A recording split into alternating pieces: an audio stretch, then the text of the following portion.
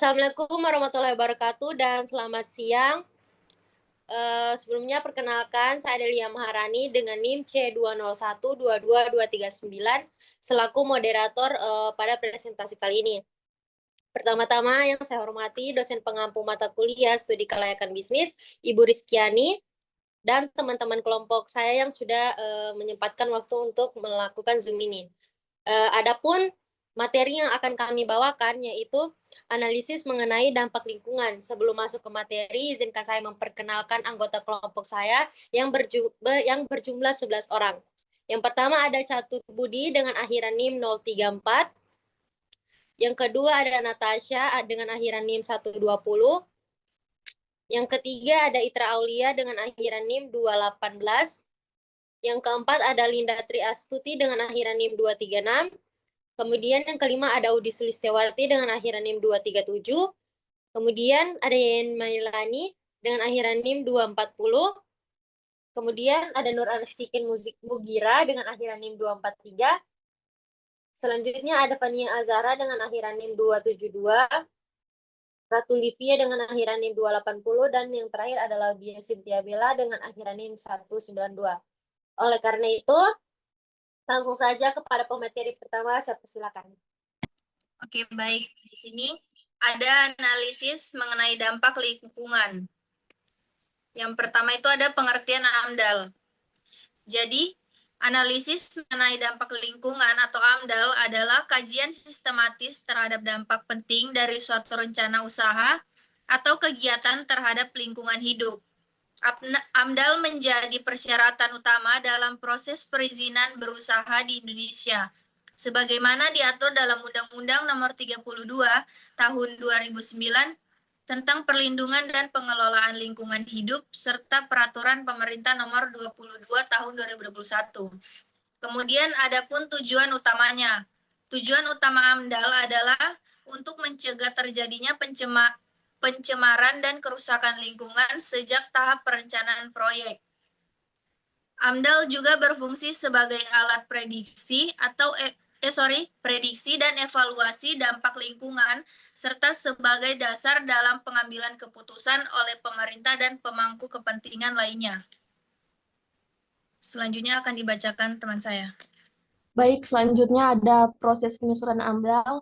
Yang pertama ada kerangka acuan atau biasa dibilang keandal. Di sini menentukan ruang lingkup studi dan metodologi yang akan digunakan. Jadi ini seperti perencanaan awal. Perencanaan awal, kita tentukan dulu apa saja yang akan dikaji seperti kualitas air, udara, atau suara. Misalnya jika kita mau membangun sebuah pabrik, kita itu perlu tahu apa saja yang bisa terdampak dan bagaimana cara menelitinya. Kemudian yang berikutnya ada analisis dampak lingkungan atau biasa dibilang ANDAL, di mana kita di sini mengkaji secara mendalam dampak penting yang mungkin timbul dari rencana kegiatan tersebut. Dokumen ini mengkaji secara mendalam apa saja dampak yang akan muncul. Apakah akan ada pencemaran sungai, apakah suara mesin akan mengganggu warga sekitar, semua itu dianalisis di tahap ini. Terus ada rencana pengelolaan lingkungan atau RKL, di mana di sini menyusun upaya untuk mengelola dampak negatif dan meningkatkan dampak positif. RKL ini kalau kita sudah tahu dampaknya, kita buat rencana untuk mengelolanya. Misalnya, kalau ada limbah cair, bagaimana kita dapat cara mengolahnya sebelum limbah tersebut dibuang. Kemudian ada rencana pemantauan lingkungan atau RPL, di mana di sini kita dapat merancang kegiatan pemantauan untuk memastikan efektivitas pengelolaan lingkungan. Ini proses terakhir. Di sini bagiannya kita harus memantau apakah pengelolaan berjalan sesuai rencana, apakah masih ada dampak negatif yang muncul. Disinilah fungsi RPL tersebut berjalan sebagai kontrol rutin. Mungkin itu saja dari saya. Baik, slide selanjutnya mengapa AMDAL mengenai dampak lingkungan atau AMDAL adalah suatu proses ilmiah dan sistematis yang dilakukan untuk mengidentifikasi, memprediksi, mengevaluasi, dan mengelola dampak-dampak yang penting yang mungkin timbul dari suatu rencana usaha atau kegiatan atau kegiatan terhadap lingkungan hidup. AMDAL juga bukan hanya sekedar dokumen formalitas, melainkan merupakan alat penting dalam perencanaan pembangunan yang bertanggung jawab dan berkelanjutan.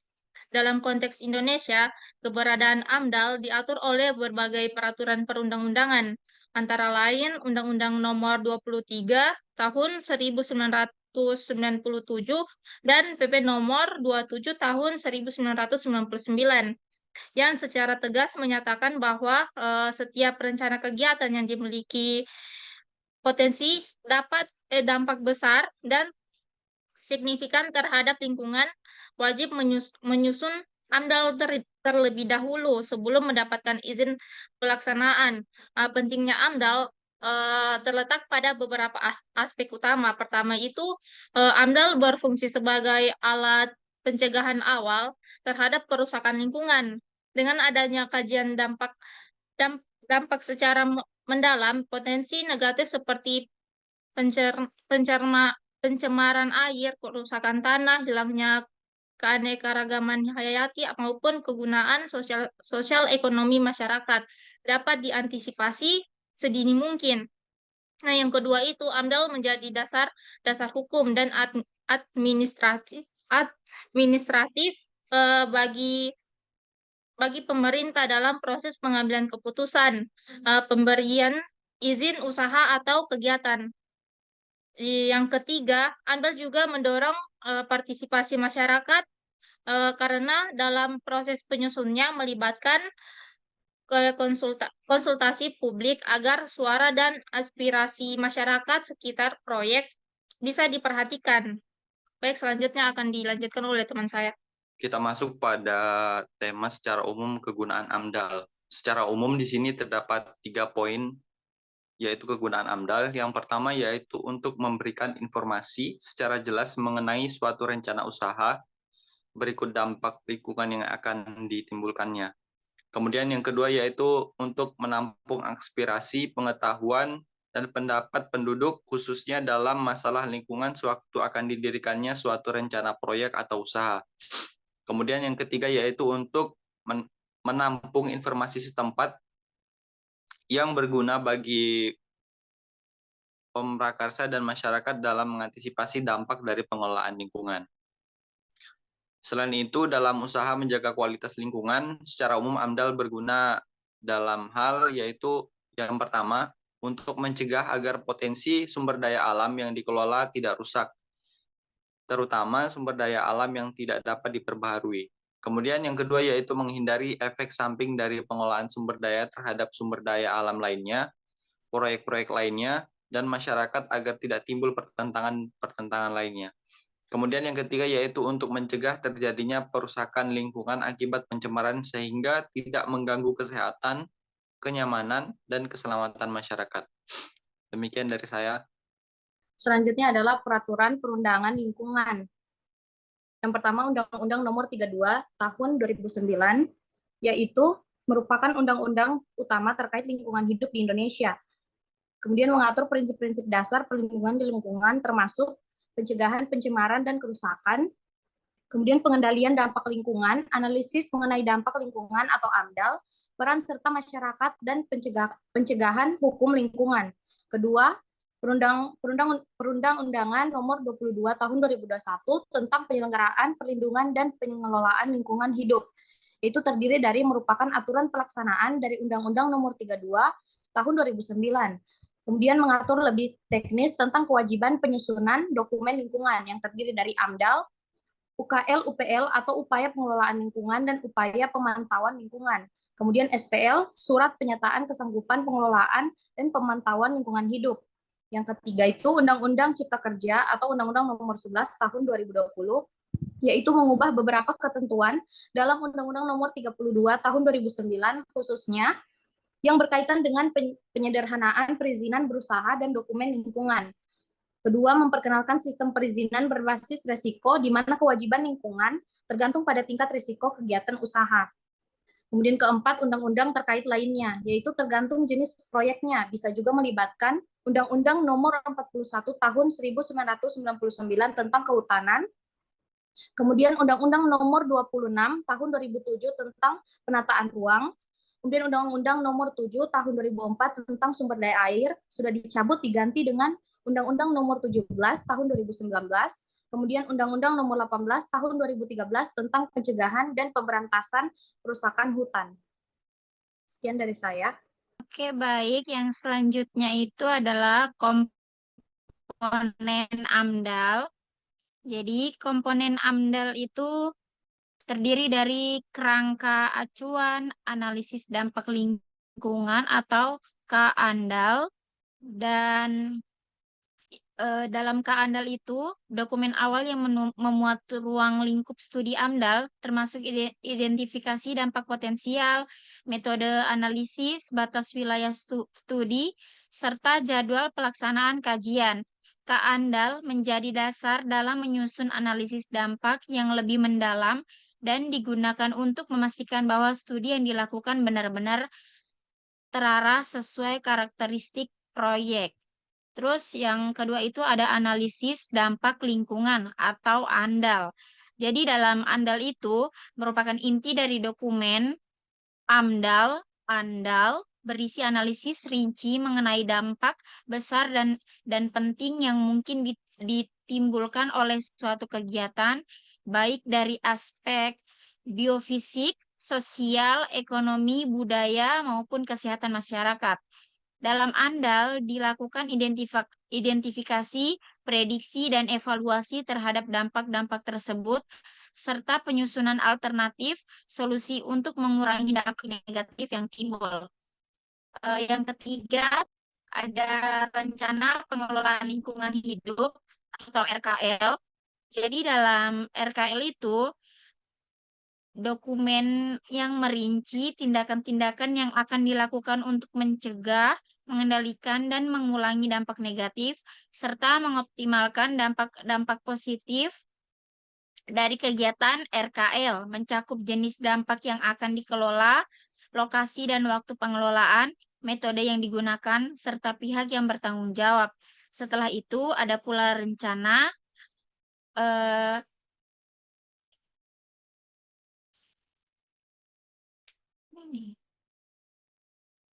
Rencana Pemantauan Lingkungan Hidup (RPL) yang bertujuan untuk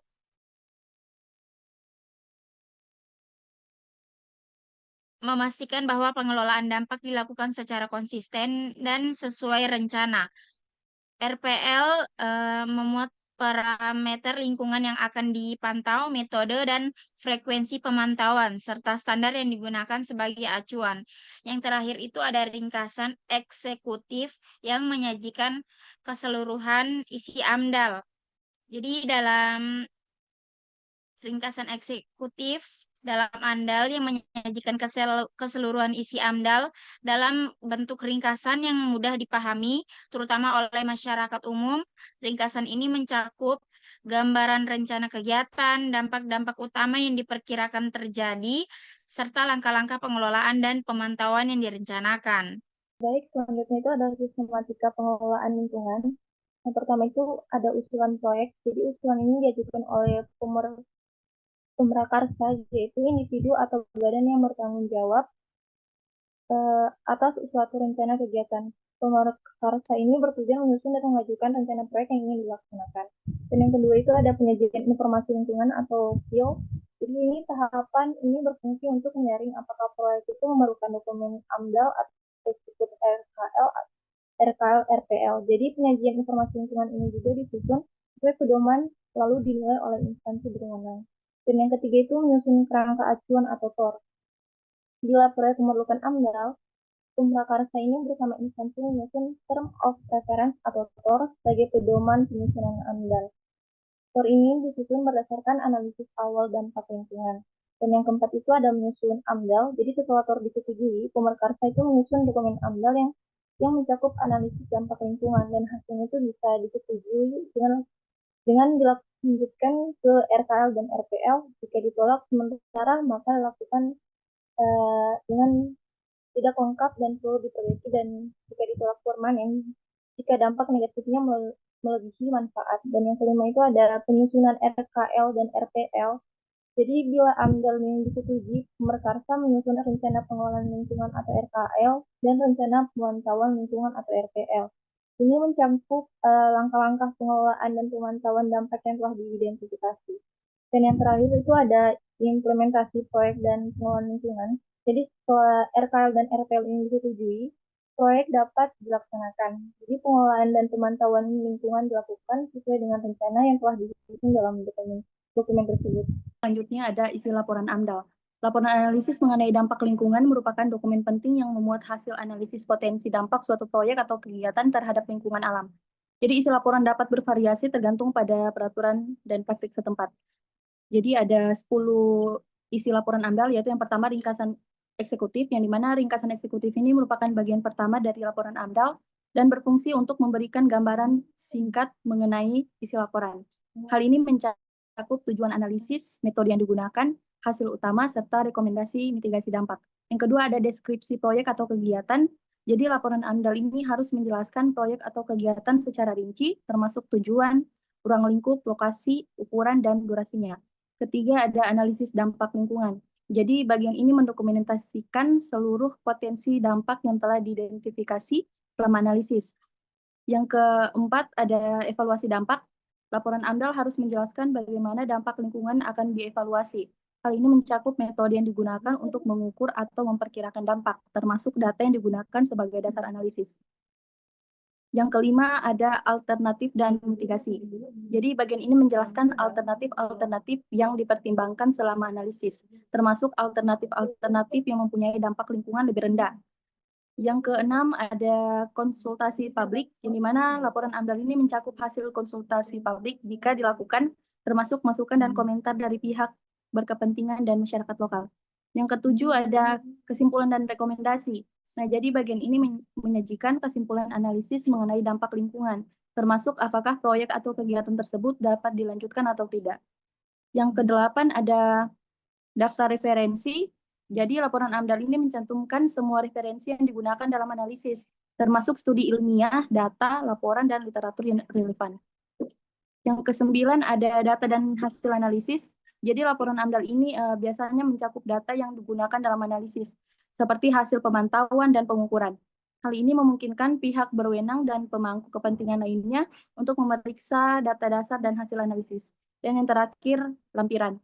Lampiran dapat memuat informasi tambahan seperti peta, gambar, grafik, dan data pendukung lainnya. Selanjutnya ada implementasi AMDAL pada studi kelayakan bisnis. Jadi analisis mengenai dampak lingkungan AMDAL adalah alat penting untuk mengevaluasi dampak lingkungan dari suatu proyek, terutama yang berisiko tinggi terhadap kerusakan lingkungan. Selain memberikan gambaran dampak negatif dan solusi mitigasi, AMDAL juga menjadi dasar dalam menilai kelayakan bisnis jangka panjang. Sesuai peraturan pemerintah nomor 27 tahun 2012, AMDAL tidak hanya berperan dalam perlindungan lingkungan, tapi juga dalam memastikan proyek yang direncanakan layak secara lingkungan dan berkelanjutan secara ekonomi dan sosial. Dalam teori keberlanjutan, kelayakan proyek harus dilihat melalui kerangka triple bottom lingkungan, sebagaimana dijelaskan oleh Elkington tahun 1997. Ya baik, selanjutnya yaitu implikasi AMDAL terhadap studi kelayakan bisnis. Yang pertama yaitu kepatuhan hukum dan regulasi. Jadi AMDAL membantu perusahaan mematuhi peraturan lingkungan yang berlaku. Dengan adanya AMDAL, perusahaan menunjukkan bahwa mereka tunduk pada hukum yang berlaku dan meminimalkan risiko terkena sanksi hukum atau pencabutan izin usaha. Yang kedua yaitu biaya proyek. AMDAL dapat mempengaruhi perhitungan biaya karena adanya kebutuhan untuk mitigasi dampak lingkungan. Jika tidak diperhitungkan sejak awal, biaya penanggulangan kerusakannya bisa lebih besar di kemudian hari. Yang ketiga yaitu risiko bisnis. Jadi tanpa AMDAL, bisnis menghadapi risiko yang lebih tinggi seperti penolakan masyarakat, pencemaran lingkungan, atau bahkan tuntutan hukum. AMDAL membantu mengidentifikasi risiko-risiko tersebut agar dapat diantisipasi sejak awal. Yang keempat yaitu desain dan rencana bisnis. Informasi dari AMDAL bisa mengarahkan perusahaan untuk menyesuaikan desain dan operasional proyek agar lebih ramah lingkungan. Hal ini bisa menjadi nilai tambah bagi bisnis dan meningkatkan penerimaan dari masyarakat serta regulator. Yang kelima yaitu akses pendanaan. Lembaga keuangan biasanya lebih tertarik mendanai proyek yang memiliki kelengkapan dokumen seperti AMDAL karena menunjukkan bahwa proyek tersebut telah mempertimbangkan risiko lingkungan. Yang terakhir yaitu keberlangsungan operasional jangka panjang. Jadi dengan mengelola dampak lingkungan sejak awal, AMDAL membantu perusahaan menjaga keberlanjutan usahanya. Perusahaan yang tidak merusak lingkungan cenderung lebih stabil dan dapat bertahan dalam jangka panjang. Sekian dari saya serahkan ke moderator. Baiklah, itulah hasil presentasi dari kami kelompok 3. Adapun kesimpulan pada presentasi pada hari ini, yaitu AMDAL analisis mengenai dampak lingkungan adalah kajian untuk menilai dampak suatu kegiatan terhadap lingkungan sejak tahap perencanaan agar keputusan proyek lebih bijak dan potensi kerusakan bisa dicegah. Dokumen utama dalam AMDAL meliputi KANDAL, ANDAL, RKL, dan RPL yang saling berkaitan untuk memastikan kegiatan berjalan secara berkelanjutan. Regulasi seperti Undang-Undang Nomor 32 Tahun 2009 dan Peraturan Pemerintah Nomor 22 Tahun 2021 memperkuat peran AMDAL dalam sistem perizinan. Selain itu, keterlibatan masyarakat dan berbagai pihak dalam prosesnya meningkatkan transparansi dan akuntabilitas secara keseluruhan. AMDAL mendorong pembangunan yang bertanggung jawab, meminimalkan risiko lingkungan, dan memberikan manfaat ekonomi sosial yang seimbang. Oleh karena itu, penerapan AMDAL yang konsisten sangat penting dalam setiap proses pembangunan. Jadi itulah presentasi kami pada hari ini untuk teman-teman kelompok yang sudah berpartisipasi pada presentasi ini. Saya ucapkan terima kasih. Lebih dan kurangnya kami mohon maaf. Saya akhiri, wabillahi taufiq wal hidayah. Wassalamualaikum warahmatullahi wabarakatuh.